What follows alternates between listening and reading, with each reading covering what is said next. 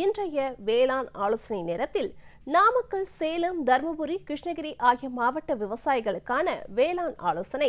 தற்போது நிலவும் மாறுபட்ட காலநிலையில் தென்னையில் ரூகோஸ் வெள்ளை சுருள் ஈக்களின் தாக்குதல் தென்படுகிறது.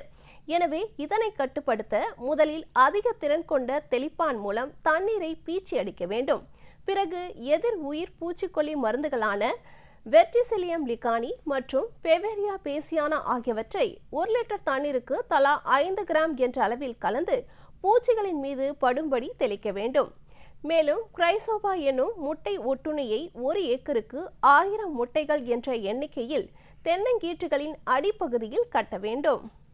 தற்பொழுது நிலவும் மாறுபட்ட காலநிலையில் சாகுபடிக்காக சேமித்து வைத்திருக்கும் மரவள்ளி குச்சிகளில் பூச்சி தாக்குதல் ஏற்பட அதிக வாய்ப்புள்ளது.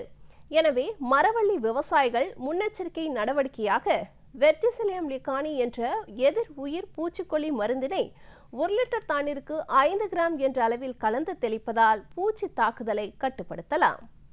பட்டு வளர்ப்பிற்காகவும் கால்நடைகளுக்காகவும் மல்பெரி நடவு செய்துள்ள விவசாயிகள் ஏக்கருக்கு 2 கிலோ துத்தநாக சல்பேட்டை 20 கிலோ மக்கிய குப்பையுடன் கலந்து ஊட்டமேற்றி இட வேண்டும். மேலும் 10 முதல் 15 நாட்கள் கழித்து அத்துடன் ஏக்கருக்கு 5 கிலோ அசோஸ்பைரிலத்தை தனியே 5 பாகங்களாக பிரித்து ஒவ்வொரு அறுவடைக்கு பிறகும் மற்றும் 4 கிலோ பாஸ்போபாக்டீரியாவை 2 பாகங்களாக பிரித்து முதல் மற்றும் 3ஆம் அறுவடைக்கு பிறகும் இட வேண்டும்.